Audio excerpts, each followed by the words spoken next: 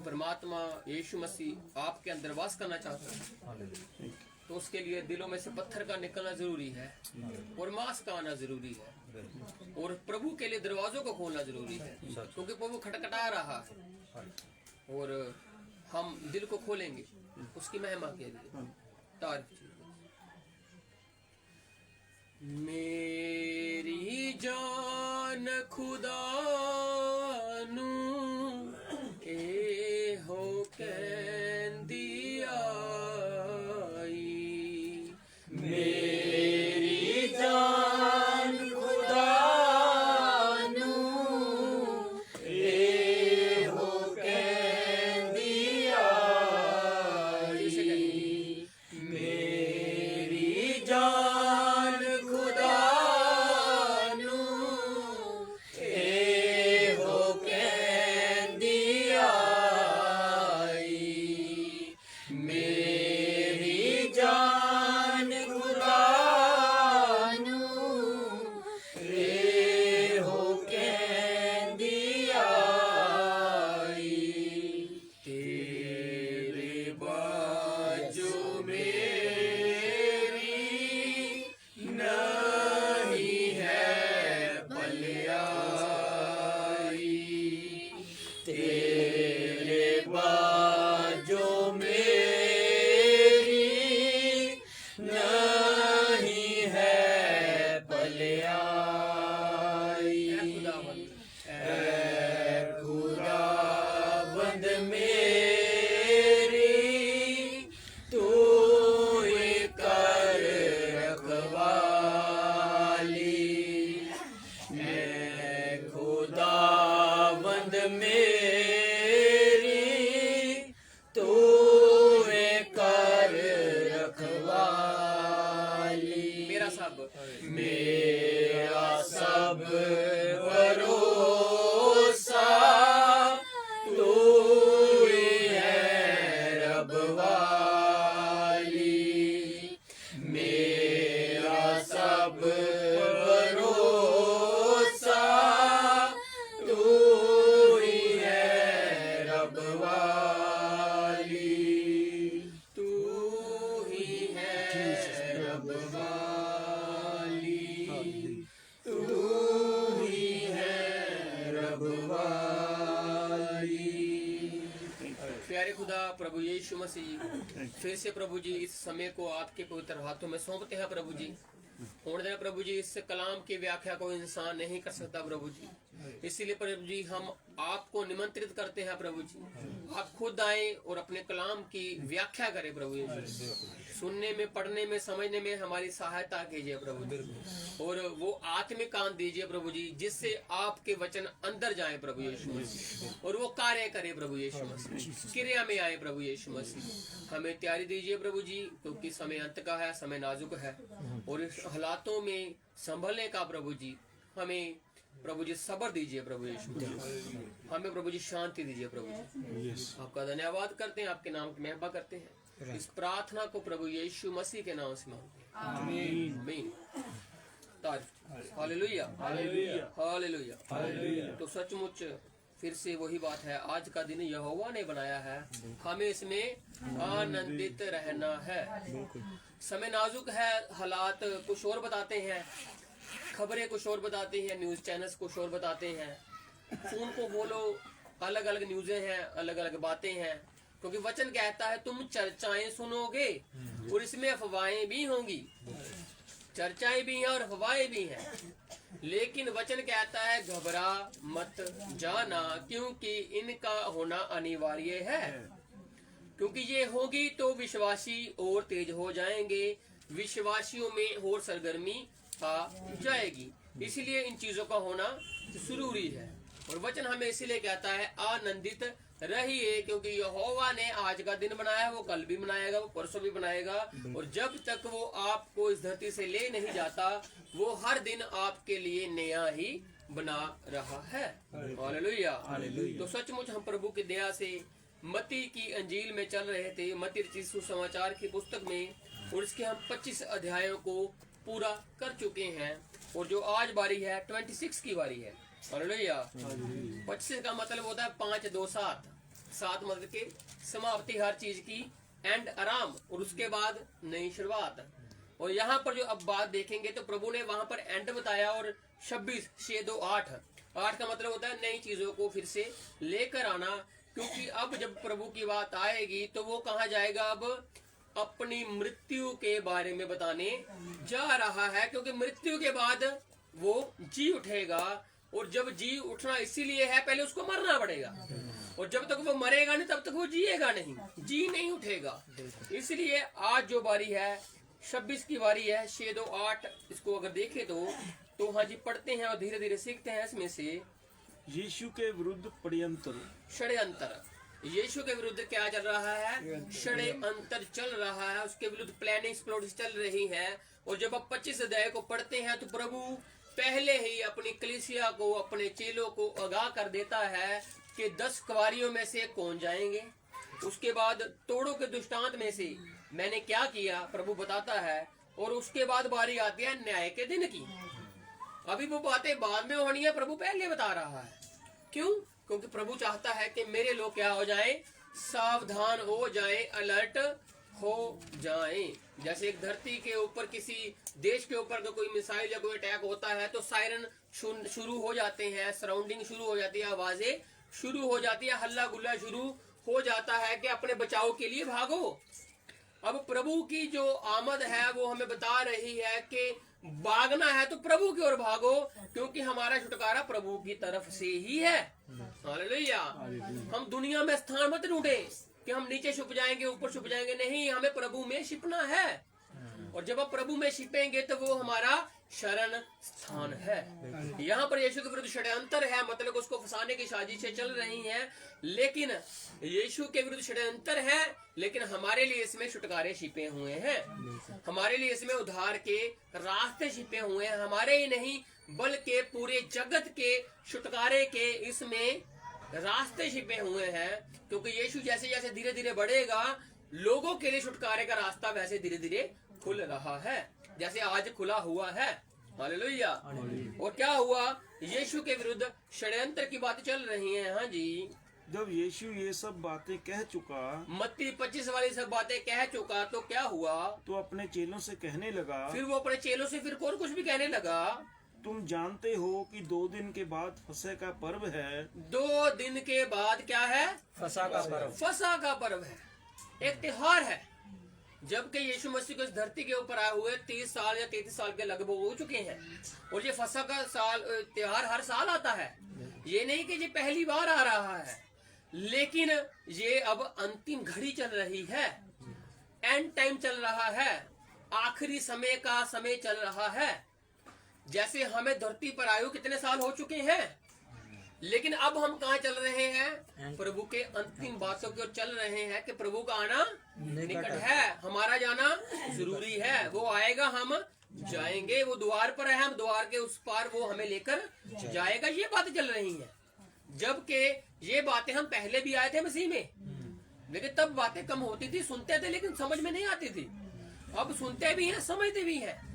Hallelujah. क्योंकि जो दृष्टांत है वो दूसरे लोगों के लिए जो नहीं समझते, लेकिन प्रभु ने अपने लोगों के लिए कोई दृष्टांत रखा ही नहीं। उसने सब बातें खुलकर कह डाली कि मैं आऊंगा और तुम्हें अपने साथ लेकर जाने वाला हूँ।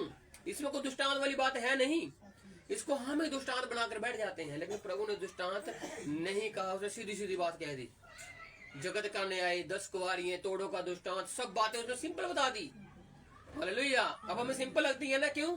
क्योंकि हम अब यहाँ के अधिकारी है ही नहीं, हमारा जो राज्य है वो स्वर्ग का राज्य है, हम उसके अधिकारी हैं। और जब उसके अधिकारी हैं तो उसकी बातें में समझ आएंगी ही आएंगी, फिर उसमें फेरबदल की बातें नहीं होने की। तो अब क्या हुआ, 2 दिन के बाद फसह का त्योहार है, एक फेस्टिवल है, एक त्योहार है। और इस त्योहार में प्रभु खुद इस चीज को हाईलाइट कर रहा है कि 2 दिन के बाद। और कोई बता सकता है कि ये दिन, ये जो त्योहार है, ये कितने दिन चलता था? 8 दिन नहीं, 3 दिन नहीं, 7 दिन 7 दिन चलता है ये त्योहार। व्यवस्था विवरण में लिखा हुआ है, जब 12 अध्याय में जाते हैं, निर्गमन 12 चैप्टर में फसह के पर्व के बारे में लिखा हुआ है कि महीने के 14वें दिन से शाम से लेकर 21वें दिन की सांझ तक, ऐसे 7 दिन बनते हैं। और तुम लोगों ने क्या करना है उसमें? खमीरी रोटी के साथ एक फसा का लेला लेना है। फसा का, इसको पास ओवर भी कहा जाता है, इसको फसा का पर्व भी कहा जाता है। और कोई ये बता सकता है कि ये फसा का पर्व ये करते क्यों थे? इजराइलियों ने बढ़ के लगे मिस्र हाँ, मिस्र की गुलामी से निकलने की याद में था ये कि प्रभु तुम लोगों को कैसे वहां से गुलामी से लेकर आता है, और तुम लोगों ने उसको याद के लिए ये चीजें करनी है। और 7 दिन का त्योहार था, और इसमें क्या होता था? एक लीला लिया जाता था, एक बछड़ा, और एक हदायत थी उसमें कि अपने परिवार के लोगों के मुताबिक ही आप लोगों ने उस मेमने को लेना है। अगर किसी परिवार के मेंबर कम है तो वो दूसरे के परिवार के मेंबरों के साथ मिलकर इस चीज को कर सकते हैं। हालेलुया।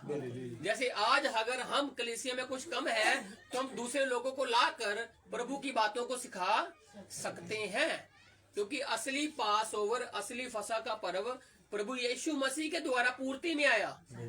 वो एक प्रशावा था जो प्रभु बता रहा था कि तुम याद में करो। अब प्रभु बताता क्या है कि तुम मेरी याद में, लिखा ना, प्रभु बोझ क्यों करते हैं? मेरी उस याद को, जैसे मूसा लिखकर आया मिस्र से इस्राएलियों को, वैसे मैं तुमको गुलामी से मैं भी बाहर लेकर आया हूँ। वो तो करते थे, मरते थे, करते थे, मरते थे, लेकिन जो मैं करके गया हूँ, करा हूँ, मरा हूँ, उसके बाद जी उठा हूँ, और तुम्हारी गुलामी मैंने पक्की खत्म कर दी है। तुम्हारा अब इस जगह पर कोई कर्जदार नहीं बचा, क्योंकि तुम्हारा सब कर्जा मैंने चुका दिया है। पाई भी किसी के लिए आप कर्जदार नहीं हो। वो अलग बात है, किसी के पैसे देने होंगे तो वो उसके लिए कर्जदार होंगे, लेकिन आप अपनी आत्मा के लिए, जो आपका शरीर है उसमें एक आत्मा है, उसका सारा लेखा जोखा प्रभु ने कर दिया हुआ है सलीब के माध्यम से। हालेलुया। आज भी संसार के लिए लहू बह रहा है, जो उस लहू के नीचे जाता है उसके लिए सब कर्जा माफ हो जाता है, जो कि एक आत्मिक कर्जा है, जो कि एक आत्मिक गुलामी है। और जब उस गुलामी से प्रभु ने हमें बाहर निकाला तो असली मेमना प्रभु हमारे लिए कुर्बान हुआ। और रोटी क्या है? उसका शरीर। कहता ना वो, मेरी देह जो तुम्हारे लिए तोड़ी जाती है। अब इसमें 2 दिन के बाद फसा आएगा, उसमें 7 दिन होंगे, ये 2 दिन टोटल 9 दिन बन जाते हैं। और इन 9 दिनों के दरमियान ये जो सब वाकयात होंगे, ये बहुत ही चिंता का विषय होने वाले हैं लोगों के लिए, यीशु मसीह के लिए खुद भी, क्योंकि वो शरीर को क्या कहता है कि आत्मा तो मेरा तगड़ा है, लेकिन शरीर मेरा वीक फील कर रहा है, कमजोर फील कर रहा है, क्योंकि अब 33वें साल में मैं वो चीज करने वाला हूं जो मैं 32 सालों में सोचता रहा था कि वो समय कब आएगा, वो घड़ी कब आने वाली है। और वो घड़ी अब 33वें साल में आ रही है, और वो जब धीरे धीरे बढ़ रहा है तो उसको वो चीजें याद आ रही हैं, उसको वो रिमाइंड हो रहा है, उसके आगे वो पिक्चर चल रही है कि मनुष्य का पुत्र ऐसे कटवाया जाएगा, उसके साथ ऐसा होगा। यशायाह ने जो कहा है वो सब कुछ घटने वाला है, वो सब उसको याद आ रहा है। यीशु मसीह के ऊपर और चेलों के ऊपर क्या बीत रहा है? चेले उसको लाइट ले रहे हैं क्योंकि चेले समझ नहीं रहे थे, लेकिन यीशु मसीह बहुत सीरियस था। हालेलुया। आज प्रचार करने वाला कोई भी क्यों ना हो, वो सीरियस प्रचार कर रहा है, लेकिन सुनने वाले बहुत लाइट हो गए हैं। समझिए इस बात को। अगर आप लाइट हो तो आपके ऊपर है बात, अगर प्रचार करने वाला भी लाइट है तो उसके ऊपर ही है बात, सभी के ऊपर बात है। प्रभु का कलाम आ रहा है, समझ रहे बात को, लेकिन अब हमें सीरियस होना है प्रभु के वचनों को लेकर। हालेलुया। अब वो बच्चों वाली बातें छोड़ नहीं है, कौन सी रूठ है मनाने वाली। अब हमें प्रभु में सिधाई से चलना है, नरमाई से चलना है, क्योंकि अभी हमने 3 ही आयतें पढ़ी हैं और इसमें प्रभु बहुत कुछ दे रहा है हमें। हालेलुया। क्योंकि फसह का पर्व है, अब हमारा जी उठने का दिन आ चुका है, तो अब हमें समय के विचार से क्या हो जाना चाहिए, अभी भी उन चीजों में फंसे रहना चाहिए कि ये वो जहाँ के हे मेरे भाई, हे मेरे बहन, तेरे पाप प्रभु ने क्षमा कर दिए, मैं भी करता हूँ, चल हम इकट्ठे ही उस राज्य के भागीदार बन जाते हैं। हालेलुया। किसी को कोसने के बजाय, किसी को गाली देने के बजाय, किसी के लिए बुरा बोलने के बजाय, अगर हम ये बोले कि चलो हम इकट्ठे ही मसीह में चलते हैं, हालेलुया, ये अच्छा है कि या उसके लिए बुरा बोलना अच्छा है, फैसला आपके ऊपर है, निर्धारित हमारे ऊपर है। लेकिन प्रभु ने कहा है आशीष दो तो आशीष मिलेगी। आशीष के लिए बुलाया है हमें, जीवन के लिए बुलाया है हमें। यीशु ने भी अपने जीवन में कभी किसी को गाली के बदले गाली नहीं दी, बुराई के बदले बुराई नहीं की। उसने उल्टा उसके विपरीत किया, लोगों को आशीषें ही बांटता रहा। अब इस मुश्किल घड़ी के दौर में भी यीशु मसीह किसी के लिए बुरा नहीं बोलेगा, और वो तो लोगों को कहेगा मेरे लिए प्रार्थना करो। हालेलुया। और लोगों को कह रहा है, चेलों को कह रहा है मेरे लिए प्रार्थना करो कि इस मुश्किल घड़ी से मैं निकलूं, क्योंकि जब मैं निकलूंगा तो मैं तुम्हें भी निकालने की क्षमता रखता हूँ। हालेलुया। इसलिए सभी को जरूरत है प्रार्थनाओं की, और सभी के लिए प्रार्थना कीजिए। प्रार्थना ही एक ऐसा जरिया है जिससे हम प्रभु से बातचीत करके अपने उन भाई बहनों को जो कमजोर हैं या तगड़े हैं प्रभु के हाथों में सौंपते हैं, और प्रभु उनको बहुत और अच्छे तरीके से उपयोग में लाता है, सुनने वालों को भी, सुनाने वालों को भी। हालेलुया। क्योंकि हम सब क्या है, एक देह है, और हम इस देह को मसीह के साथ शेयर कर रहे हैं वचनों के द्वारा। प्रभु की देह को हम आपस में बांट रहे हैं, जैसे प्रभु भोज में बांटा जाता है, एक ही रोटी को बांटा जाता है, एक ही प्याले में से पिया जाता है, और पांव को धोकर उस प्रभु की उस काम को पूरा किया जाता है जो प्रभु ने कहा कि फसह का पर्व को अब 2 दिन रह चुके हैं, 2 दिन के बाद आने वाला है, लेकिन उससे पहले मेरे कुछ कार्य हैं जो मैंने उनको और अंजाम देना है। इसमें क्या होता था, लोगों के घर में भी जाकर फसह किया जाता था, क्योंकि यीशु मसीह अब आगे जाकर कहेगा कि लोग पूछेंगे कि फसह कहाँ खाएं, प्रभु कहेगा कि तुम जाकर कहना कि प्रभु ने कहा है तुम करो। हालेलुया।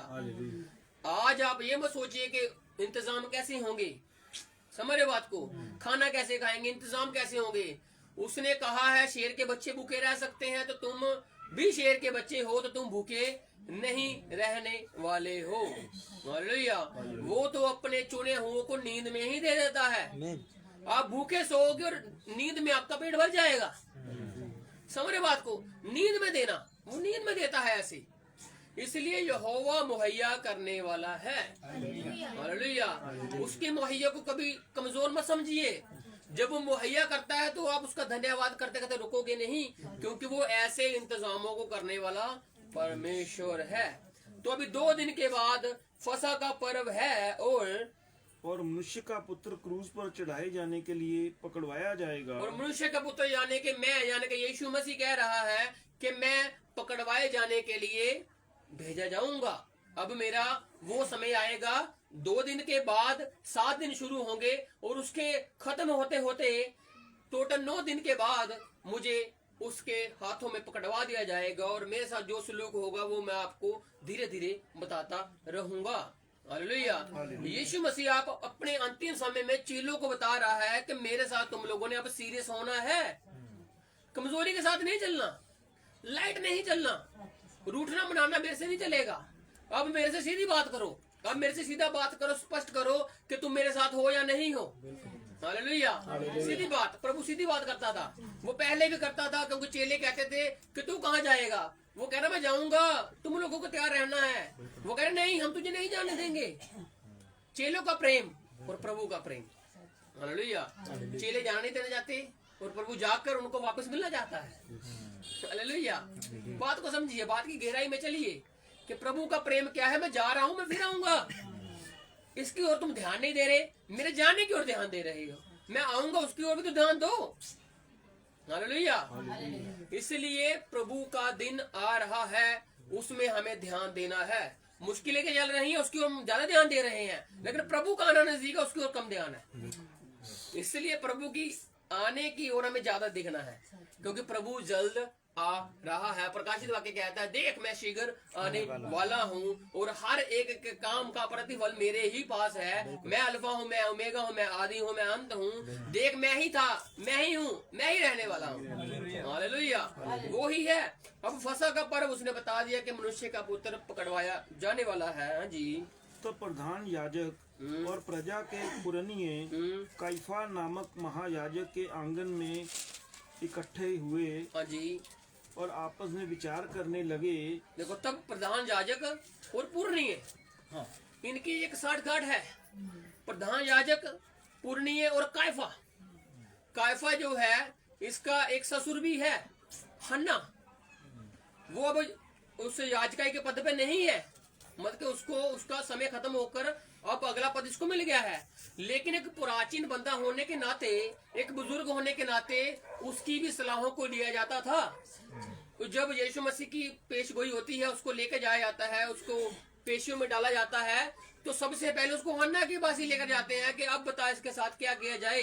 काइफा खुद लेकर जाता है। और ये जो हन्ना और काइफा है, ये जो पुरनिये हैं, ये सदूकी फिरके के बंदे हैं, ये फरीसी फिरके के बंदे नहीं है।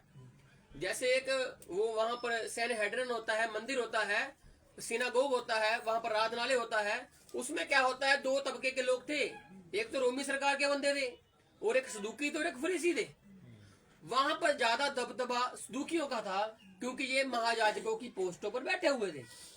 और इनका ज्यादा आपको नाम देखने को मिलेगा, हन्ना और काइफा का, क्योंकि ये दोनों ससुर और दामाद हैं। और आगे इनकी पीढ़ी दर पीढ़ी ऐसे चल रही है। जैसे ससुर है, उसके बाद उसने अपनी पीढ़ी को आगे दामाद को सौंप दी। और उसके 5 बेटे और भी थे, वो भी ऐसे ऐसे करके ही याजकाई में शामिल हैं। और क्या होता है कि तब प्रधान याजक और प्रजा के पुरनिये काइफा नामक महायाजक के आंगन में, उसका एक आंगन है, उसका एक बैठने का स्थान है, जहां पर वो लोगों को बुलाता है, उससे बातचीत करता है। उनको एक अलग रूम मिला हुआ है जिसमें वो आपस में बैठकर बात करते हैं कि हमने कैसे कैसे रणनीति करनी है। तो आपको याद रखना है, ये जो शायद हन्ना ही है, वो वक्त वहां पर कहता है कि अच्छा है कि एक बंदा मर जाए।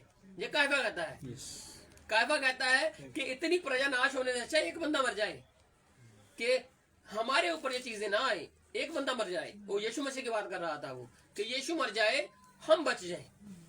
लेकिन यीशु का मरना हमारे लिए जीवन दायक है। हालेलुया। तो क्या हुआ, वो महायाजक के आंगन में इकट्ठे हुए और आपस में विचार करने लगे, आपस में बातचीत करने लगे कि यीशु को छल से पकड़कर मार डालें। देखो, छल से पकड़ना है, क्योंकि ऐसे वो नहीं पकड़ा जा रहा। अब जो यीशु मसीह के विरुद्ध जो बातें हैं, वो तेजी से, समझ रहे हो, वो तेजी से आगे बढ़ रही हैं। अब उसको छल करके पकड़ना है। बहुत कोशिशें कर ली उससे बातचीत करने की, बहुत कोशिश कर ली उसको बात में लेकर आने की कि हमारे साथ ऐसा कर, हमारे साथ ऐसा कर, तू ऐसा है, तू ऐसा, उससे बहुत बातचीत की। लेकिन अब कोई बात आड़े नहीं आ रही। अब इसको हम छल से पकड़ेंगे। ऐसा ही है, अब मसीहियों के विरुद्ध कोई बात नहीं मिल पा रही, तो उनको वो कैसे पकड़ पा रहे हैं? छल से पकड़ने की कोशिशें चल रही हैं। जैसे मसीह के साथ हुआ, हमारे साथ तो वैसा अभी हो नहीं रहा, लेकिन जब होगा तो पता नहीं क्या होगा। इसीलिए वचन हमें पहले से तैयार रहने को कहता है। इसीलिए गिदोन की बात को याद रखिए, जो डर रहे हैं वो अभी हट जाएं। 32,000 में से अगर आपको लगता है कि भीड़ बहुत ज्यादा है और हम डर के भाग सकते हैं, तो अभी भी समय है। समझ बात को, ये डराने के लिए नहीं है, ये आपको तैयार करने के लिए बात है। समझिए ये बात को, क्योंकि उस 32,000 में से 10,000 निकल गए, क्योंकि वो डर रहे थे, वो घबरा रहे थे। 10 नहीं तो 22 निकले थे, 22,000 निकल गए थे। 32 से 22 निकल गए, आधी गिनती भी नहीं रही, सीधा 22,000 गायब। अब भी चर्चों में ये चीजें होंगी, कलीसिया में ये चीजें होंगी। जब डर का माहौल होगा तो लोग भागेंगे और पीछे वो 10,000 की गिनती घट जाएगी जो योद्धे कहलाते हैं। लेकिन प्रभु उनमें से भी चुन करने के लिए खड़ा होगा। उसमें से उनको वो लोग चाहिए जिन्होंने अपने हथियार छोड़े ही नहीं और प्रभु के लिए तैयार रहे, समय असमय के लिए तैयार रहते हैं। तो इसलिए छल से पकड़ने की कोशिशें चलेंगी। यीशु मसीह के लिए भी यही बात कही गई कि यीशु को छल से पकड़ कर क्या करे? पकड़ना है सिर्फ नहीं, उसकी जान लेने तक तुल चुके हैं।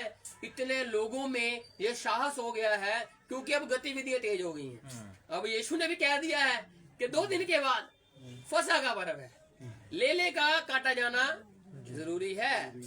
वो लेला जो केवल एक परिवार के लिए नहीं होगा, बल्कि जगत के लिए कटेगा। Hallelujah, hallelujah. लोग इसको पहले घरों में बैठ कर खाते थे, किसी के घर में बैठ कर खाते थे। अब वो मेमना कटेगा जो लोगों को कहता है चौराहा पर बैठ कर खाओ। हालेलुया, जहाँ कहीं भी बैठोगे वहां पर खाओ, बात करो आपस में, मैं वहां पर मौजूद हूँ। वो लेला खुद आकर मौजूदगी अपनी जाहिर करेगा, क्योंकि अब ये वो लेला नहीं जो पकड़ कर मार कर बस खत्म। अब ये वो लेला है जो पकड़ा भी गया, मारा भी गया और उसके बाद जी भी उठा और उसके बाद अपने लोगों में वो डेरा करके बैठा हुआ है। हालेलुया। इसलिए अब उसने हमें कहा क्या 7 दिन क्या 1 दिन, ये 7 दिन तो उनके लिए था जिनकी गुलामी थी। अब हम भी गुलामी से बाहर निकले हैं तो अब हमें ये डेली कर सकते हैं। हालेलुया। इसमें कोई लिमिट नहीं है कि आपने 1 ही दिन करना है, 2 दिन करना है, 4 दिन करना है। प्रभु तो कहता है निरंतर प्रार्थना में लगे रहो। हालेलुया। क्योंकि अब ये वो फसा का मेमना नहीं जो गुलामी से निकले और बाप दादू ने खा मन्ना मर गए। अब ये वो मन्ना है हमने खाया भी है और हम लोगों को जीवते परमेश्वर की गवाही दे रहे हैं क्योंकि वो जीवित हुआ है। हालेलुया। जीवता परमेश्वर है प्रभु यीशु मसीह और उस जीवते की गवाही देकर हम क्या करते हैं, उस फसा को फिर से जिंदा कर देते हैं, उस मेमने को फिर से जिंदा में ले आते हैं। इसीलिए वो कहता है कि छल से पकड़ के उसको मार ही डालो, परंतु वे कहते थे, परंतु वो कुछ बात भी कहते थे, पर्व के समय नहीं, पर्व के समय नहीं, कहीं ऐसा ना हो कि लोगों में बलवा मच जाए, लोगों में हल्ला हो जाए। प्रभु ने कह दिया 2 दिन के बाद फसा का पर्व आने वाला है और मुझे मालूम है वो फसा में मुझे वो पकड़ नहीं सकते, लेकिन वो छल कर रहे हैं, वो कपट कर रहे हैं। इन दिनों के दरमियान वो मुझे पकड़ने की सब कोशिशें करेंगे, ऐसी कोशिश करेंगे कि लोगों को पता भी न लगे और मैं पकड़ा भी जाऊं। लेकिन ये खुद अपने मुंह से कह रहे हैं कि हम ऐसा काम किसमें नहीं करेंगे, त्योहार में नहीं करेंगे।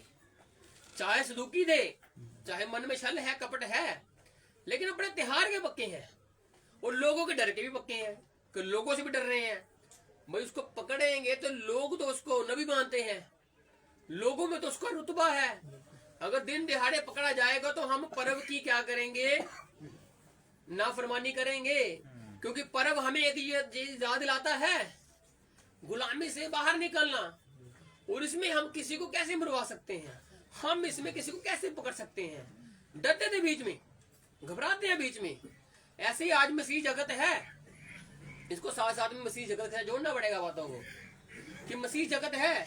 उनको मालूम है चर्च में बैठकर हमने करना क्या है, चर्च में बैठकर वचनों को सुनना है, प्रार्थनाओं को करना है। लेकिन हम वहां पर करते क्या है, डर है बैठे हैं, लेकिन कर वही रहे हैं जो नहीं करना। समझ बात को, क्या नहीं करना, बुराइयां नहीं करनी, एक दूसरे के खिलाफ हमने साजिशें नहीं रचनी, लेकिन बैठकर हम वही कई बार कर देते हैं। और जो करते हैं उनको मालूम है और जो नहीं करते वो तो सीधे हैं। कहने का मतलब वो तो बाहर है, वो तो निष्कलंक है, लेकिन जो करते हैं ये बात उनके लिए है। क्योंकि वचन कहता सारी कलीसिया नहीं उठाई जाने वाली। इस बात को भी साथ में अपने जोड़ के रखिए, सारी कलीसिया नहीं जाने वाली। और रहेंगे कौन, वही तो रहेंगे जिन्होंने छल किया, जिन्होंने कपट किया, जिन्होंने बुराइयां की, वही रहने वाले हैं। समझे बात को। इसलिए प्रभु क्या कहता है कि समय, पर्व के समय नहीं पकड़ेंगे भाई, क्योंकि लोगों में क्या हो जाएगा, हल्ला हो जाएगा, लोगों में बलवा हो जाएगा, लोगों में दंगे भी होने के आसार हैं। इसलिए हम अपनी इस रणनीति को कुछ समय के लिए टालते हैं। लेकिन यीशु मसीह ने कह दिया था कि 2 दिन के बाद पर्व आने वाला है। अब उन 9 दिनों में प्रभु बहुत सरगर्म होने वाला है। कहने का मतलब प्रभु अपनी गतिविधियों को और तेज कर डालेगा और उनको आखिर में स्टेप उठाना ही पड़ेगा। भाई इसको रात के समय में पकड़ेंगे, जब लोग सो रहे होंगे, लोगों में कोई ज्यादा हलचल नहीं होगी, तब जाएंगे, तब पकड़ लेंगे। ये आगे जाकर बहुत बात होने वाली है। क्यों? क्योंकि यीशु मसीह ने अपनी गतिविधि तेज कर दी थी और लोगों को सरगर्म करना शुरू कर दिया था कि मनुष्य का पुत्र पकड़वाया जाने वाला है। अब ये बात है उसके किसकी, षड्यंत्र की, लोगों के षड्यंत्र की। अब उसमें समय पड़ गया है। अब उस समय के दरमियान 2 दिन और 7 दिन, 9 दिन अब यीशु मसीह के पास है। अब उस यीशु मसीह के उस समय के दरमियान क्या घटनाएं होती हैं हम धीरे धीरे देखते हैं। हाँ जी। बैतनिया में यीशु का अभियंजन। जब ये बातें हो चुकी, ये उन्होंने सोचा और वो प्रभु ने बता दिया। अब ये नहीं कि वो बातें एकदम से होंगी, अब उसमें कुछ कार्यों को प्रभु ने अंजाम भी दिलवाना था। क्योंकि उसने कहा था कि 2 दिन के बाद पर्व शुरू होने वाला है। अब जब पर्व शुरू होगा, लेला जाएगा, एक मेमने को वध किया जाएगा, तो उस मेमने को वध करने की कोई विधि है, उसकी विधि है कि उसकी विधि के बीच में क्या क्या किया जाना चाहिए। अब उस विधि के दरमियान पहली विधि आ गया बैतनिया में यीशु का अभिषेक होना।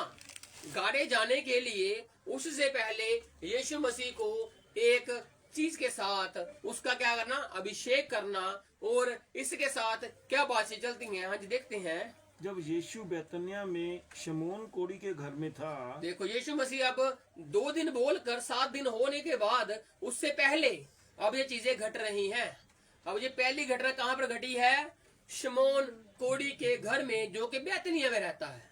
बैतनिया में शमौन कोढ़ी के घर में था तो क्या हुआ? तो एक स्त्री संगमरमर के पात्र में बहुमूल्य इत्र लेकर उसके पास आई। एक औरत है, और अगर इस औरत का नाम जानना है तो यूहन्ना इसका नाम बताता है कि ये मरियम है, जो इसके ऊपर इत्र को उड़ेलती है।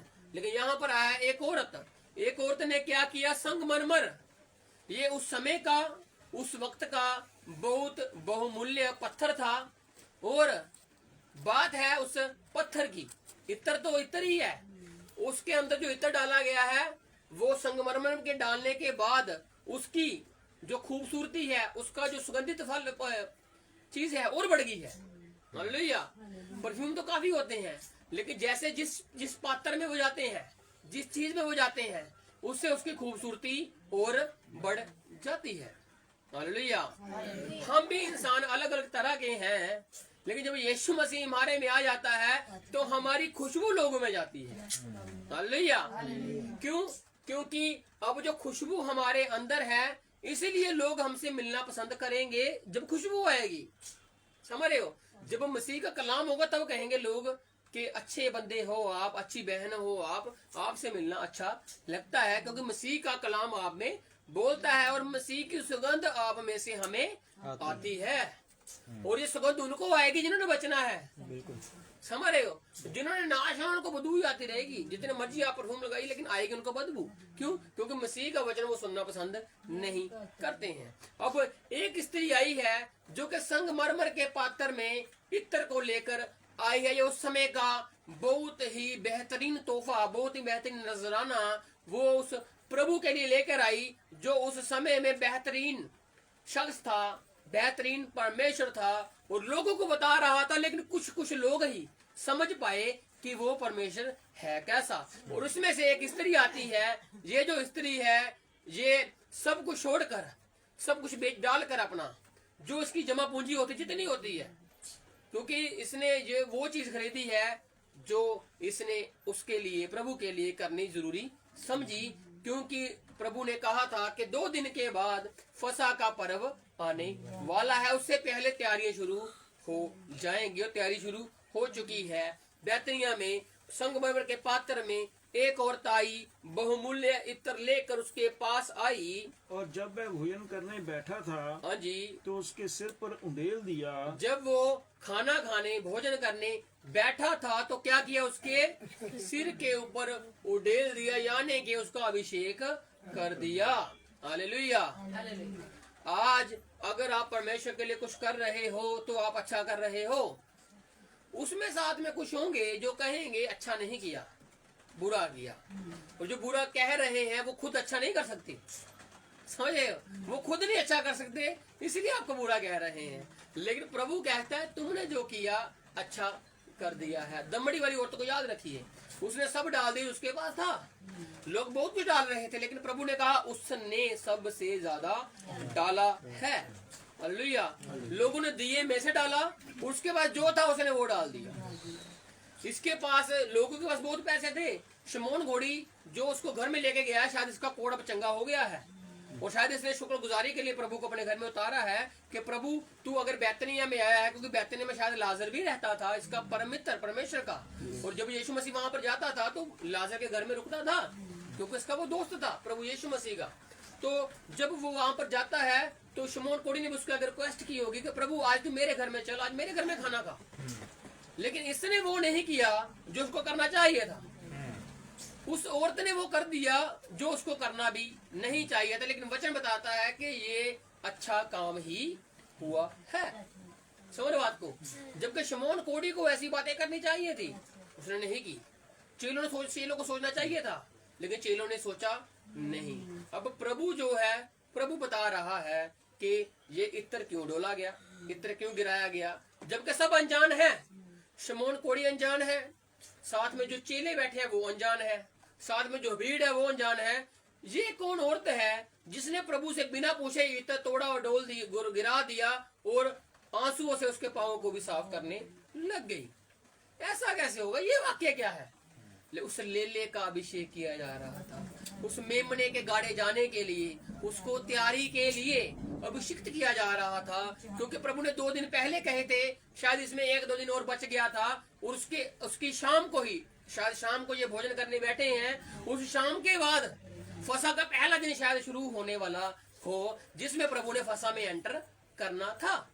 उस दिन में एंटर करना था जो कि फसा के 7 दिनों में पहला दिन आता है, और उस दिन में एंटर करने से पहले मेमने का अभिषेक किया गया। संगमरमर इत्र के द्वारा सिर पर उड़ेल कर उसका अभिषेक कर दिया। एक औरत ने, सब हैरान है, सब शंका में है कि ये बात कैसे हो गई, ये बात इस स्त्री ने कैसे कर दी, हमने सोचा भी नहीं, ये क्या हो गया, ये कैसे नहीं हो गया। तो अब क्या चलती है बात आगे। यह देखकर उसके चेले रिसियाए। चेले को दुख लगा, चेले रिसियाने लगे। और पंजाबी में कुछ लिखा, क्या लिखा इसके बारे में कि रिसियाने का मतलब क्या है? यही है कि वो जलन करने लगे, बुड़बुड़ाने लगे उस स्थिति के ऊपर, जेलसी करने लगे या उसके ऊपर बुड़बुड़ाने चिल्लाने लगे। क्यों? क्योंकि उन्होंने परमिशन ही नहीं दी किसी की। पत्थर से कह रहा होगा कि मेरे से तो परमिशन ले, प्रभु ने मुझे पत्थर कहा है। समझ रहे हो? जबदी के पुत्र कह रहे हो कि हम तो गर्जन के पुत्र हैं, हमसे क्या? समझ रहे हो? सब बड़पन में लगे हुए थे चेले अपने, कौन बड़ा है, कौन बड़ा है, कौन बड़ा है। जबकि यीशु मसीह ने कह दिया था कोई बड़ा नहीं है, छोटे बन जाओ, बड़ा मैं करूंगा। हालेलुया। अब ये स्त्री चुपचाप बिना किसी के बोले, बिना किसी के बताए आई, और किसी से पूछा नहीं, किसी से कुछ नहीं किया। भोजन यीशु मसीह कर रहा है, मुंह में निवाला डाल रहा है, और भोजन पर बैठा हुआ है, और बातचीत चल रही है उसकी शमौन कोड़ी के साथ, बाकी चेलों के साथ। और एक स्त्री अचानक से आई और उसने इत्र उड़ेल दिया। अब आगे बात, चेलों का बुड़बुड़ाना, चेलों का रिसियाना। हाँ जी। और कहने लगे, इसका क्यों सत्यानाश किया गया? देखो, अच्छा काम का सत्यानाश किसने कहा? चेलों ने कहा। जबकि जिसके ऊपर गिराया गया है वो तो कुछ बोल ही नहीं रहा। समझ रहे हो? जिसके ऊपर तोड़ा गया, जिसके ऊपर गिराया गया, वो निशब्द है, वो चुप है, वो बोल नहीं रहा। और जो उसके साथ है, मेंबर है, जो उसके चेले लोग हैं, वो कह रहे हैं तूने सत्यानाश कर दिया। अगर वो सत्यानाश इस तरह का कह रहे हैं, वो उस स्त्री का सत्यानाश कह रहे हैं कि तेरा सत्यानाश हो, तूने ये क्या कर दिया। तुझे दिखता नहीं प्रभु खाना खा रहा है, तुझे दिखता नहीं है कि प्रभु को मिलने के लिए पहले किनसे मिलना पड़ता है, तुझे पता नहीं है कि प्रभु फसा के उस दिन में एंटर करने वाला है, ये दिन पवित्र है, हम इसमें ये करते हैं, हम इसमें वो करते हैं, लेकिन तूने सारी सीमाओं को लांघ कर वो काम कर दिया जो तुझे करना नहीं चाहिए था। तो क्या हुआ? वो उसके ऊपर चिल्लाकर, बुड़बुड़ाकर उसको कहते हैं कि तूने ये सत्यानाश क्यों कर दिया। कुछ लोग कह रहे थे तूने इत्र का सत्यानाश कर दिया, और कुछ चेले कह रहे तेरा सत्यानाश हो, तुझे दिखता नहीं है प्रभु क्या कर रहा है। लेकिन प्रभु चुप है। हालेलुया। क्योंकि उसको मालूम है कि फसा का दिन में मैं एंटर कर रहा हूँ, और मैं उस आखिरी दिन में जब जाऊंगा, 7वें दिन के शाम में जाऊंगा, तो उस शाम के लिए ये कार्य हो चुका है। पहला दिन में मैं एंटर कर चुका हूँ, और इसमें मैंने पहले इनको बताया था कि 2 दिन के बाद फसा आने वाला है। ये समझे नहीं कि 2 दिन के बाद फसा आने वाला है, और फसा की विधियों को इनको अभी तक ज्ञात है। उससे इनको लगता है कि लेले के ऊपर ये चीजें करनी है। उसको ये नहीं मालूम था कि यूहन्ना ने उस जर्दन नदी के ऊपर क्या कह दिया था कि जगत का लेला, जगत का मेमना आ रहा है। तब इनके शायद कान बंद थे। अब इनके कान को मैं धीरे धीरे खोलूंगा कि जगत का मेमने के ऊपर क्या हो रहा है। हाँ जी। इससे तो अच्छे दाम पर बेचकर कंगालों को बांटा जा सकता था। ये देखो, जो कुछ ट्रेजरर है, जो उस जगह पर खजांची है, वो कुछ बात कह रहे हैं कि देखो ये जो बात तूने की है संगमरमर के इत्र को डोल कर, उसमें जो इत्र था उसकी वैल्यू कम थी। समझ रहे बात को? उस पात्र की वैल्यू ज्यादा थी जिसमें वो डाला गया था। हालेलुया। आपके अंदर प्रभु ने इस शरीर की वैल्यू को 0 कर डाला जब उसने आपके अंदर पवित्र आत्मा डाल दिया। समझ रहे हो? इस शरीर की वैल्यू उसने क्या कर दी? 0 कर दी। क्यों? क्योंकि शरीर मिट्टी ही है। और प्रभु ज़बूरों में क्या कहता है कि मैंने तुम्हारे गुनाहों को दूर फेंक दिया है। अब तुम खुद याद करोगे तो वो अलग बात है, लेकिन मैंने फेंक दिया है। जैसे पूर्व से पश्चिम दूर है, वैसे मैंने तुम्हारे गुनाह को फेंक दिया है। उसका एक कारण है कि मैंने याद किया। हालेलुया। प्रभु ने एक चीज याद की, आपकी सृष्टि, आपकी उत्पत्ति के इंसान मिट्टी ही है, वो एक दिन मिट्टी में ही मिल जाएगा। मैं कब तक इससे वाद विवाद करता रहूंगा। हालेलुया। प्रभु ने उस वाद विवाद को खत्म करने के लिए अपने आत्मा को ही आपके अंदर डाल दिया। अब उसने कहा कि मैं शरीर से वाद विवाद नहीं करूंगा, अब मैं अपने आत्मा से ही वाद विवाद करूंगा। हालेलुया। अब हमारे अंदर जो परमेश्वर का पवित्र आत्मा है, क्योंकि पौलुस कहता है जो हमें समर्थ देता है उसमें मैं सब कुछ कर सकता हूँ। उसमें वो नहीं सब कुछ कर सकता, उसके अंदर जो समर्थ है उसके साथ वो सब कुछ कर सकता है। इत्र तो है ही, लेकिन इत्र जिस पात्र में था उस वक्त वो बात है, पात्र की खूबसूरती और उस इत्र की खुशबू। आज जो आपके अंदर पवित्र आत्मा डाला गया है, उस पात्र को उसने आदर के योग्य बना डाला। और उसके अंदर आदर के योग्य वो क्यों बना? क्योंकि आपके अंदर पवित्र आत्मा उसने डाल दिया हुआ है। हालेलुया। अब उस पवित्र आत्मा की वजह से ही आप क्या हो? आदर के योग्य हो। समझिए इस बात को। और वो क्या कहता है कि तुमने ये सत्यानाश क्यों कर डाला? हाँ जी, क्या होता? यह जानकर यीशु ने उससे कहा, इससे तो अच्छे दाम पर बेचकर कंगालों को बांटा जा सकता था। अब यीशु मसीह गाड़े जाने वाले हैं। यीशु मसीह ने कहा दिया कि फसह का पर्व शुरू होने वाला है, मैं गाड़ा जाऊंगा, मैं मारा जाऊंगा, मैं जिंदा हो जाऊंगा। कंगाल तो तुम्हारे पास सदैव रहने वाले हैं। हालेलुया। अगर भलाई ही करनी है तो अब करो। फिर समझ रहे बात को? मेरे समय में तो मैंने कर दी जो भलाई करनी थी, अब अगला समय आपका है। अब समय जो है हमारा है। समझ रहे बात को? भलाइयों को करने का। क्यों? क्योंकि अब हम कहेंगे लोगों को देखकर कि ऐसा मत करो, वैसा मत करो, तो प्रभु फिर से वही बात कहता है कि ये लोग तो फिर से भी हमेशा तुम्हारे साथ रहने वाले हैं। हालेलुया। लेकिन अच्छे कामों में लगे रहो। अच्छे कामों से मैं प्रसन्न होता हूँ, दया करने से मैं प्रसन्न होता हूँ, रहम करने से मैं प्रसन्न होता हूँ, माफ करने से मैं प्रसन्न होता हूँ, प्रेम करने से मैं प्रसन्न होता हूँ। ये चीजें तुम क्यों नहीं करते? हालेलुया। फरीसियों को प्रभु कहता है तुम पर हाय है, तुम लोगों ने दशमांश की रीति तो लोगों को अच्छी बता डाली कि दशमांश तो अच्छी बात है, लेकिन साथ में दया भूल गए, न्याय भूल गए, और जो प्रभु की भलाई है उसको छोड़ डाला। अच्छा होता तुम दशमांश भी देते रहते और साथ में इन चीजों को भी करते रहते। हालेलुया। आज हमें सब चीजों को पैरेलल लेके चलना है, बराबर लेकर चलना है, और प्रभु की विधियों को आगे ही बढ़ाते रहना है। तो कहता कंगाल, तो ये चीजें अगर कंगालों के साथ की जाती तो लोगों को बांटा जाता, इसका मूल्य, इसका पैसा कितना हो जाता, तो हम कितने दिन तक लोगों के साथ भलाई कर सकते थे। लेकिन लोगों के पास दिन है भलाई करने की, लेकिन प्रभु के पास 7 दिन है। हालेलुया। प्रभु के पास 7 दिन है बस बहुत बड़ी भलाई करने का। हालेलुया। वो भी लोगों की भलाई करेगा, लेकिन वो बहुत बड़े लेवल के ऊपर करेगा। ये भलाई जो करेंगे निचले लेवल पर करेंगे, इसको देंगे, इसको नहीं देंगे, इसको देंगे, इसको नहीं देंगे, हम पक्षपात के साथ करेंगे। लेकिन प्रभु बिना पक्षपात के साथ लोगों के साथ भलाई करने वाला है। हालेलुया। क्योंकि 7 दिन रह चुके हैं। हालेलुया। अब 7वें दिन तक जाते जाते प्रभु ने क्या क्या करना है वो धीरे धीरे हम देखते जाएंगे। अब इसको हम समाप्ति की ओर लेकर जा रहे हैं। तो अब हम 7वें दिन के 7वें चक्कर में घूम रहे हैं। तो अब हमें क्या करना है? विचार कीजिए, सोचिए, क्योंकि प्रभु आया, प्रभु चला गया, प्रभु अब वापस हमारे बीच में रह रहा है। अब हम क्या कर रहे हैं? अब हम किस मोड़ के ऊपर खड़े हुए हैं? ये प्रश्न अपने साथ लेकर जरूर जाइए कि प्रभु ने तो कहा कि 7 दिन के बाद ये चीजें मेरे साथ होने वाली हैं। अब हम 7वें दिन के 7वें चक्कर में रह रहे हैं। अब ये कार्य लगाने का समय है, ना के फुसफुसा कर लोगों की बुराई करने का। समझे बात को? अब तो यहोशू ने जो कहा, प्रभु ने यहोशू से कहा, प्रभु ने यहोशू से कहा कि तू ऐसा कर, और यहोशू ने लोगों से कहा तुम ऐसे करो। अब प्रभु अपने लोगों को कहता है तुम ऐसे बताओ। अब वो लोग आगे बता रहे हैं ऐसे करो।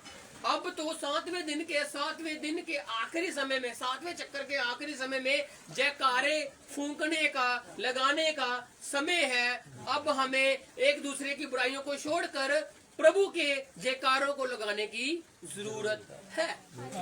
हालेलुया, यही जयकारा लगाना है। हालेलुया, प्रभु की स्तुति हो। इसमें जितनी मर्जी स्तुति कीजिए प्रभु की, मेहमा जितनी कर सकते हो कीजिए। ये जयकारे हैं, क्योंकि ये जयकारे होने जरूरी है। तो अब क्या कहता है प्रभु के, वो क्या कहते हैं कि अगर बढ़ा जाता, उनके पास दिन है, लेकिन प्रभु के पास दिन थोड़े हैं, प्रभु के पास दिन कम है। प्रभु कम दिनों की तरफ देख रहा है, वो ज्यादा दिनों की तरफ देख रहे हैं। जी आगे। यह जानकर यीशु ने उनसे कहा, ये जानकर, अब यीशु मसीह ने कुछ जाना। एक तो उस स्त्री के प्रेम को जाना, दूसरा चेलों के रिसियाने को देखा, तीसरा लोगों के कुछ कहने को सुना। अब प्रभु ने कुछ उसमें जांच पड़ताल की, उसमें कुछ जांचा, कुछ परखा, कुछ समझा, कुछ सोचा, और प्रभु ने कहा, स्त्री को क्यों सताते हो? भाई लोगो, तुम लोग स्त्री को क्यों सता रहे हो? पीछे देखा जाए तो उसमें स्त्री को सताने की बात नहीं थी। प्रभु बता रहा है तुम स्त्री को सता रहे हो। हालेलुया। आपने चर्च में या लोगों के साथ, चाचा ले जा, आपने चर्च में लोगों के साथ जो भलाइयां की हैं, लोग आपके साथ बुड़बुड़ा सकते हैं, लोग आके ऊपर तानाकशी कर सकते हैं, ये क्यों किया, ये कैसे किया, ये नहीं करना चाहिए, वो नहीं करना चाहिए, लेकिन प्रभु की बात को सुनिए।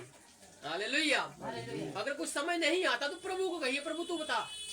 और जब प्रभु बताएगा तो फिर सुनने के लिए हमें कानों को खोलना भी पड़ेगा, क्योंकि एली नहीं सुन रहा था प्रभु की आवाज, शमूएल सुन पा रहा था प्रभु की आवाज। Hallelujah, hallelujah. क्योंकि एली का जो समय था वो समय था। अब जो शमूएल का समय शुरू होना, शमूएल का समय है। अब प्रभु सबसे बातचीत करना चाहता है। अब आपने देखना है कि आपने एली बनना है या शमूएल बनना है। बिल्कुल। हाँ, प्रभु के एली भी सुन सकता था, लेकिन एली के कुछ काम थे जिसकी वजह से वो सुन नहीं पा रहा था। उसने कुछ किया नहीं, कोई कहने का मतलब कुछ काम नहीं किए। अगर आप उस चैप्टर को अच्छे तरीके से जानते हो तो उसने कुछ कार्य को सही अंजाम नहीं दे पाया वो, जिसकी वजह से वचन कहता है एली के समय में वचन कम पड़ गया, उसका आना कम पड़ गया, क्योंकि एली की कुछ उसमें चीजें थी, एली के बच्चों की गलती है, एली के खुद की उसमें कुछ जिम्मेवारी थी, वो जो नहीं कर पाया। तो आज हमें उस प्रभु की आवाज को सुनना है कि प्रभु चर्च में, इक्लेसिया में लोग आ रहे हैं, लोग बढ़ रहे हैं, क्या हो रहा है, सब चल रहा है, सब तेरी ही दया से है। तू अगली योजना बता, तू अगली योजना की ओर बढ़, क्योंकि तू रुका नहीं, तू बढ़ा। आज हमें रुकना नहीं बल्कि बढ़ना है। हालेलुया। तो इसलिए वो क्या कहता है, स्त्री को क्यों सताते हो? उसने मेरे साथ भलाई की है। उसने तो भाई भलाई की है। हालेलुया। हालेलुया। शिमोन बुराई कर रहा था क्या खाना खिलाकर? चेले उसके साथ बैठकर अच्छी बातें करके बुराई कर रहे थे क्या?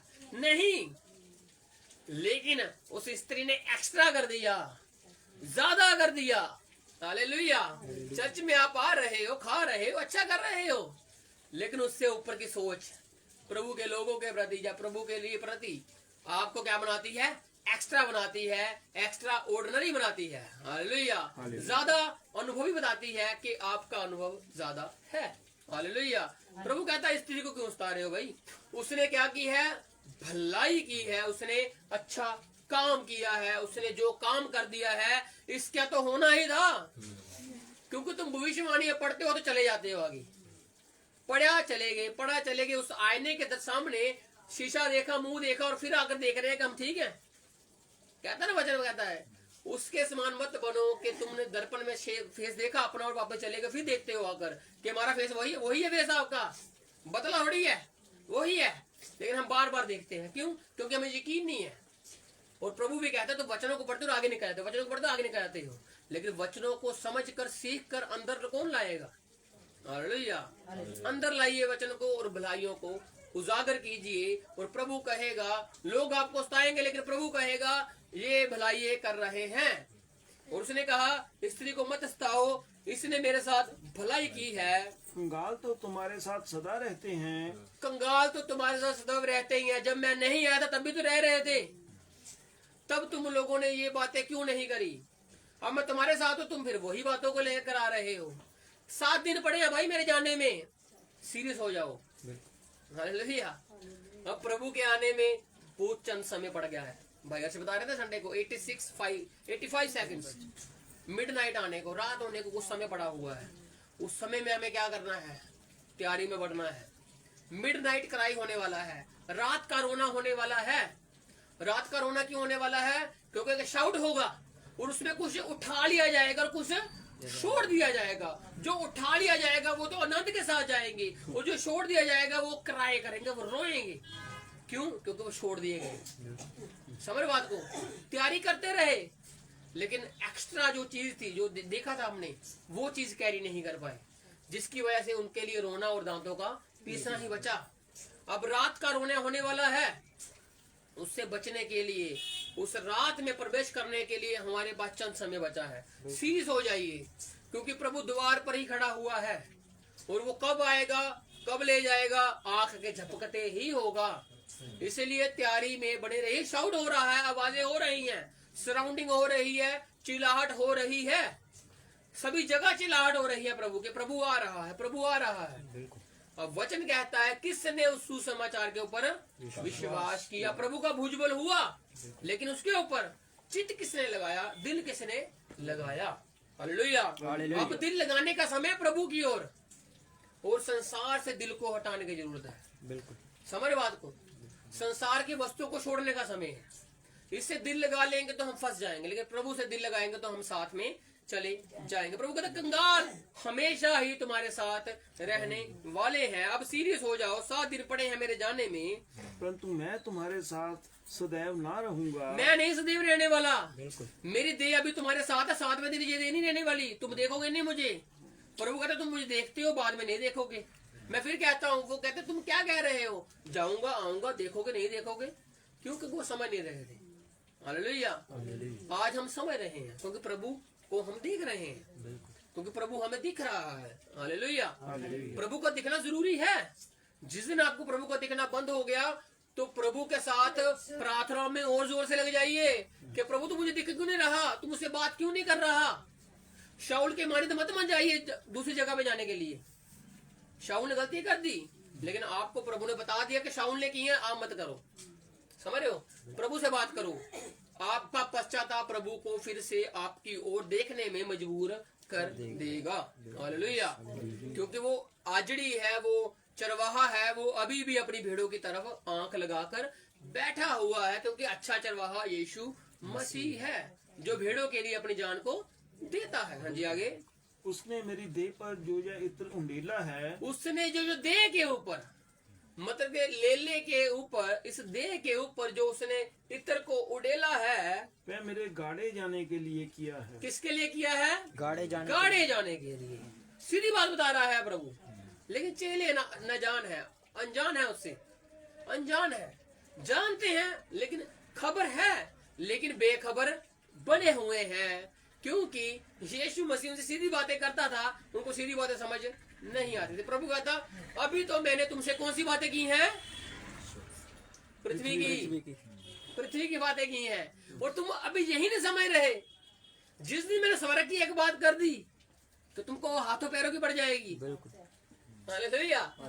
प्रभु ने जितनी बातें की हैं, पृथ्वी की हैं। स्वर्ग का दृष्टांत भी दिया है ना, तो पृथ्वी के एक बात को लेकर दिया है। समझ रहे हो? डायरेक्ट नहीं बताया स्वर्ग का राज्य है क्या, क्योंकि चेले समझ नहीं रहे थे। समझ रहे बात को? इसलिए प्रभु कहता है, मैं तो तुमसे भी पृथ्वी की बातें कर रहा हूँ, वो तुम्हें वही नहीं समझ आ रही। जिस दिन मैं स्वर्ग की बात कर दी, तो सोचो फिर क्या हाल होने वाला है। हालेलुया। अभी तो हम आपको कह रहे हैं कि प्रभु के लिए सीरियस हो जाओ। यरीहो के माने साथ अपने जयकारे लगाओ। ये जमीनी बातें हैं, जयकारे लगाओ, शरीर के साथ प्रभु की महिमा करो, आराधना करो। क्यों? क्योंकि प्रभु ने ऐसा करने को कहा है, क्योंकि स्वर्ग में यही होने वाला है। हालेलुया। जयकारे ही है वहाँ पर, प्रभु की महिमा ही है वहाँ पर, प्रेम ही है वहाँ पर, अनंत शांति कृपा भलाई ही है वहाँ पर, सब कुछ है वहाँ पर। जो यहाँ पर है उससे कहीं उल्टा प्रभु के उस राज्य में, उल्टा मतलब के बहुत ही ज्यादा अच्छा उस राज्य में हम देखने वाले हैं। आज आगे मैं तुमसे सच कहता हूँ प्रभु कहता है इसने जो देह पर जो मेरे कार्य किया है, जो मेरे गाड़े जाने के लिए किया है, अब मैं तुमसे एक बात सच कहता हूँ कि सारे जगत में जहाँ कहीं यह सुसमाचार प्रचार किया जाएगा, ये सुसमाचार, ये खुशखबरी, ये प्रभु का गुड न्यूज, प्रभु की अच्छी खबर जहाँ कहीं दी जाएगी कि प्रभु मारा गया, गाड़ा गया। हालेलुया। प्रभु 7वें दिन में प्रवेश कर गया फंसा की, उसके साथ इस स्त्री की बात भी होगी। हालेलुया। लोग इसकी ये भी बात करेंगे कि लोग इसके ऊपर चिल्लाए, लोग इसके ऊपर सियाए, लेकिन साथ में अब ये भी बात होगी कि इसने ये मेरे गाड़े जाने के लिए किया है। हालेलुया। साथ में एक बात प्रभु ने जोड़ दी, जो उसके साथ एक थप्पा लगने वाला था बुराई का, प्रभु ने उस दब्बे को हटाकर अच्छाई में बदल डाला। हालेलुया। अगर हम गुलामी से बाहर आए तो हमारे ऊपर एक दब्बा था, एक गुलामी का, और प्रभु ने उस दब्बे को हटाकर हमें कहा है सत्य को जाने को सत्य तुम्हें आजाद करेगा। हालेलुया। प्रभु ने हमें अब आजाद कर डाला। अब हमारे ऊपर जितने कलंक थे, जितनी पाप थे, जितनी बदियां थी, ज़बूर कहता है पूरब से पश्चिम जितनी दूरी है। आप चाहे नेट पे सर्च कर लेना, क्योंकि नेट पे सब कुछ मिलता है। एक बार उसकी दूरी चेक करना कितनी है, और आप तो खुद नहीं जा सकते वहां पर, उसकी दूरी चेक कर लेना, उसके फासला कितना है। उतने फासले से भी बढ़कर अगर उतने उसमें जितने फर्जी फासले जोड़ लो आप, प्रभु ने उससे भी ज्यादा दूर आपके गुनाहों को फेंक डाला हुआ है। हालेलुया। क्यों? क्योंकि प्रभु ने कहा है कि मैंने तुम्हारे गुनाहों को बख्श दिया है और तुम भी दूसरे के गुनाहों को बख्शो। हालेलुया। अगर मैंने फेंके तो तुम्हारा फर्ज भी है फेंकना। फिर अपने फुकवा रहे हैं और दूसरों के रख रहे हैं, नहीं बनेगी बात, नहीं बनने वाली बात। प्रभु खुद कहता है कुर्बानी लेकर आए हो, पहले सुलह, पहले सलामती, पहले मेल झोल। कलीसिया में है फूटे पड़ी हुई है तो प्रभु क्या एक्सेप्ट कर रहा है बातों को? बिल्कुल भी नहीं कर रहा। समझिए बात को। अगर किसी भाई बहन के प्रति नफरतें हमारे दिल में है, समझो, और हम कहे प्रभु तू गुनाहों को बख्श जैसे दूसरों को बख्शा, लेकिन दूसरों को बख्शा नहीं, तो प्रभु भी नहीं बख्शने वाला। प्रभु सीधे कहता है बख्शोगे तो बख्श दिए जाओगे, माफ करोगे तो माफ कर दिए जाएंगे। हालेलुया। अगर रखे हुए हैं तो प्रभु ने भी याद रखे हुए हैं। जिसने फेंके हैं फिर वो उठा भी सकता है वापस। हालेलुया। और यूब एक बात कहता है, प्रभु मैंने जवानी में कोई पाप जरूर किया होगा, लेकिन अब तो नहीं कर रहा कोई मैं। देखो इतना खराब बंदा है वो, जबकि वो यहूदी भी नहीं है, लेकिन प्रभु की आशीषें उसके पास हैं, प्रभु की बरकतें उसके पास हैं, और प्रभु से वो क्या बातचीत कर रहा है। प्रभु जवानी के पाप मुझे मालूम हुए होंगे, लेकिन अब तो मैं तेरे सामने निष्पक्ष हूँ, समझ रहे हो। जबकि प्रभु कहता है मैंने पृथ्वी के ऊपर नजर डाली और मुझे कोई धर्मी दिखा ही नहीं।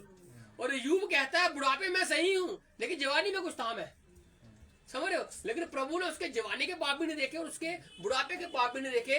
क्यों? क्योंकि प्रभु कहता है मैंने फेंक दी है, मैं याद ही नहीं करता। हालेलुया। प्रभु का सीधा ही मैथ है, फेंक दिया मैं नहीं याद करूंगा। अगर तुम मुझे याद दिलाने पर मजबूर करोगे तो फिर मैं याद भी करूंगा, क्योंकि तुम खुद याद करते हो। समझ रहे हो? कहते हैं ना यार, हाँ मेरे दिल में बातें हैं उसके प्रति, कुछ माफ नहीं करने वाला उसको। वो प्रभु कहता तुम खुद तो याद करके बैठे हुए हो, मैंने तुमको कहा मैंने फेंक दिए, अब तुम भी फेंक डालो। नए हो जाने से तुम्हारा मनुष्य भी नया होता जाए। हालेलुया। तो क्या कहता है, परंतु ये लोग तुम्हारे साथ रहने वाले हैं कंगाल लोग, ये जो बात अब जिसने कर दी इस स्त्री ने, ये मेरे गाड़े जाने के लिए की, और साथ में ये चर्चा मेरे सुसमाचार के साथ अटैच हो गई, जुड़ गई। एक वाचा के साथ एक बात एक जुड़ गई है कि इस स्त्री को भी याद रखा जाएगा। हालेलुया। यीशु मसीह के साथ उसकी कलीसिया को भी याद रखा जाने वाला है। अब उसको कौन अभिषेक कर रहा है? समझ बात को। आज उसकी कलीसिया उसको अभिषेक कर रही है। हालेलुया। उसको कैसे? उसके आगे बलिदानों को लेकर, होठों की कुर्बानियों को ले आकर उसको अभिषेक करके, तेरा हो अभिषेक अबद के राजकुमार। हालेलुया। यीशु मसीह तू ही हमारे दिल में राज कर, क्योंकि तू है महान। वो जो है वो प्रतापी राजा, बादशाह जलाल का जब वो आएगा तो हम उसके आने की बाट भी जो रहे हैं और उसका अभिषेक हम निरंतर करते हैं अपनी प्रार्थनाओं में। हालेलुया। और जहां कहीं यीशु मसीह का जिक्र हो रहा है, साथ में उसकी कलीसिया का भी जिक्र हो रहा है कि वो भी उठाए जाने वाली है। हालेलुया। तो आज हमें क्या करना है? थोड़ा सा पढ़ा है, खत्म हो गया अभी? एक लाइन पढ़ लीजिए जी। वहाँ उसके इस काम का वर्णन भी उसके स्मरण में किया जाएगा। उसकी याद में ये काम का वर्णन भी किया जाएगा। हालेलुया। अब जब हम रोटी तोड़ते हैं, जब हम प्याले में से पीते तो क्या कहते हैं? प्रभु तेरे स्मरण के लिए। और उस स्मरण में एक कलीसिया भी आती है, एक औरत भी आती है, और वो औरत हम खुद होते हैं जो उसको याद करके अपने आप को उसमें रखते हैं कि प्रभु हम तेरा अभिषेक कर रहे हैं। हालेलुया। क्योंकि उसने आंसुओं से प्रभु के पांवों को क्या किया था? साफ किया था। हम अपने हाथों से लोगों के पांव को क्या करते हैं? साफ करते हैं। क्यों? क्योंकि प्रभु ने कहा है कि तुम लोगों ने जो मेरे इन छोटों में से भी किसी के साथ को भलाई की, तुमने मेरे साथ की। हालेलुया।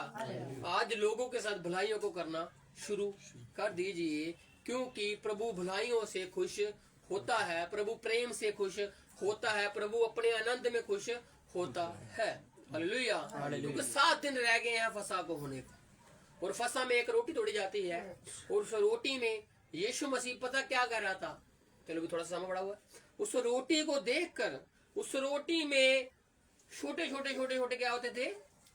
होल होते थे। रोटी होती थी और रोटी में क्या होता था? होल होते थे। वो प्रभु उस रोटी को देख रहा है।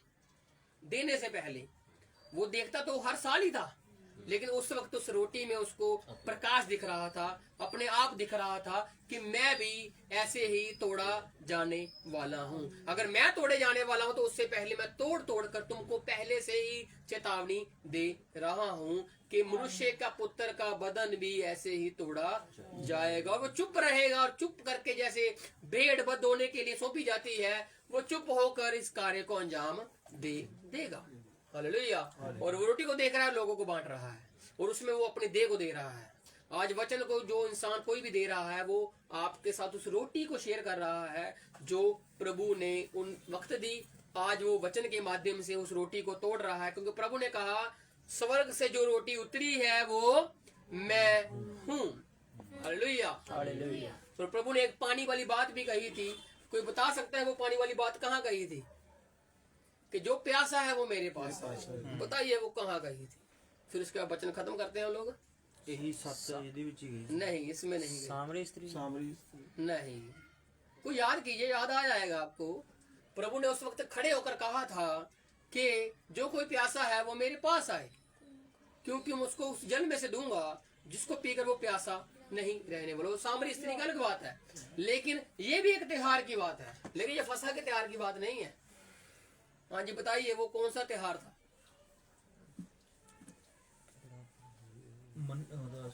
झोंपड़ियों का, ਝੋਂਪੜੀ ਦੇ ਪਰਬ द फीस्ट ऑफ टैबरनेकल, झोंपड़ियों का पर्व। ਲਾਸਟ ਦੇ ਵਿੱਚ ਜਾਂਦਾ ਜਦੋਂ ਉਹਦੇ हाँ, 7वें दिन में प्रभु खड़ा होता है।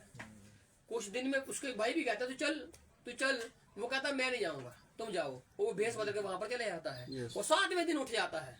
हालेलुया। और जो वो झोंपड़ियों का पर्व है, ये फसह का पर्व सेम नहीं है, वो अलग है।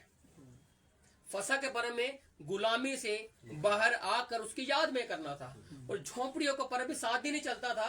लेकिन उस 7 दिन में क्या होता था? ये झोंपड़ी तंबुओं में रहते थे, और ये उस चीज को दर्शाता है कि कैसे इजरायली 40 साल तंबुओं में रहते हैं। हालेलुया। फसह का पर्व अलग है और झोंपड़ियों का पर्व अलग है। दोनों अलग अलग है, उन दोनों की परिभाषाएं भी अलग है, इनका महत्व भी अलग है। एक गुलामी से निकलने का और एक गुलामी से निकलने के बाद का जो दृश्य है, जैसे तंबुओं में ये रह रहे हैं, उसकी याद में था कि तुमने ये चीज क्यों करनी है, क्योंकि ये चीज तुमको स्मरण में रहे। हालेलुया। आज हम प्रभु के उस तंबू में रह रहे हैं जो प्रभु ने हमें दिया हुआ है। ये शरीर, ये तंबू है प्रभु का, और इसमें हम जगह जगह जाकर क्या कर रहे हैं? प्रभु का वचन की मुनादी कर रहे हैं। हालेलुया।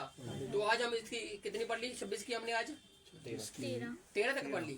ठीक है, 26 की 13 तक हमने आज पढ़ लिया है, और 26 की 14 को अगले शुक्रवार प्रभु की दया से हम देखेंगे। हालेलुया। तो आइए आंखों को बंद करते हैं, फिर प्रभु का धन्यवाद करते हैं।